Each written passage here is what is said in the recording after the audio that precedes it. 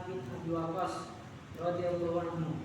Akhirnya mereka bersepakat Sayyidina Sa'ad bin Abi Waqqas radhiyallahu anhu yang memimpin pasukan tersebut, sehingga Khalifah Umar radhiyallahu anhu tidak perlu pergi ke medan perang.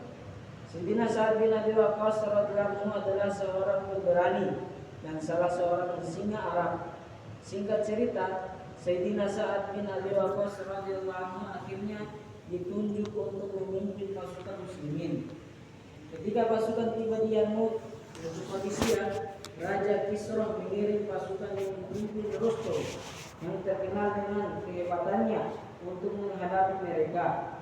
Rustum selalu berusaha dan berkali-kali meminta kepada raja untuk tetap mendampinginya. Sebenarnya ia takut menghadapi pasukan muslimin, namun ia menyembunyikan rasa takutnya dan berkata kepada Raja Kisra, "Lebih baik aku tinggal di sini untuk mempersiapkan pasukan yang akan dikirim dan membantu Tuan dalam perundingan nanti." Tetapi raja yang bernama Yazid itu menolak untuk Rustum. Akhirnya Rustum terpaksa mengikuti peperangan dari kitab Ash'ar. Ketika Sayyidina Sa'ad bin Abi Waqqas radhiyallahu anhu akan berangkat, Khalifah Umar bin Khattab radhiyallahu anhu berwasiat kepadanya, "Wahai Sa'ad, janganlah engkau terperosok ke dalam tipuan bahwa engkau disebut sebagai paman dan sahabat baginda Rasulullah SAW. Allah Subhanahu wa Ta'ala tidak membersihkan keburukan dengan keburukan, tetapi membersihkan keburukan dengan kebaikan. Allah Subhanahu wa Ta'ala tidak memiliki hubungan apapun dengan hambanya. Di sisinya hanya penghambaan kepadanya yang diterimanya. Di sisi Allah Subhanahu wa Ta'ala, orang berpangkat dan orang biasa semuanya sama. Semuanya adalah hambanya, dan Allah Subhanahu wa Ta'ala adalah Rabb bagi semuanya. Karunia-Nya didapatkan melalui penghambaan kepadanya dalam segala perkara. Hendaknya ditunaikan sesuai dengan contoh baginda Rasulullah SAW. Itulah yang namanya amal. Ingatlah nasihat ini dengan baik.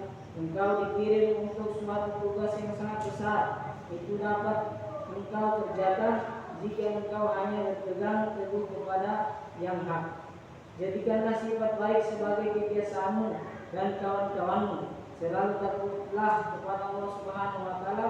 Takutlah kepada Allah Subhanahu wa Ta'ala itu terkumpul dalam dua hal, yaitu menaati Allah Subhanahu wa Ta'ala dan menghindari dosa. Ketaatan kepada Allah Subhanahu wa Ta'ala akan didapatkan oleh mereka yang membenci dunia dan mencintai akhirat. Dari kitab Ash'ar. Kemudian dengan wajah berseri, Sayyidina Sa'ad membawa pasukan yang keadaannya bisa tergambar dari surat yang ia kirimkan kepada Rustum. Fa inna ma'i qauman yuhibbuna al-maut kama tuhibbuna al-aji al-khamar. Sesungguhnya aku membawa satu pasukan yang mencintai mati, sebagaimana kalian orang-orang ajam mencintai khamar. Dari kitab tafsir Al-Jizzi. Faedah: tanyakanlah kepada para pecandu khamar, bagaimanakah mereka menikmati kelezatannya. Jika ada orang yang mencintai mati seperti mereka mencintai khamar, apakah kemenangan tidak akan dibawa kaki mereka? Alhamdulillah, kita mendengarkan satu kisah dari sahabat Umar radhiyallahu anhu dan Sa'ad radhiyallahu anhu.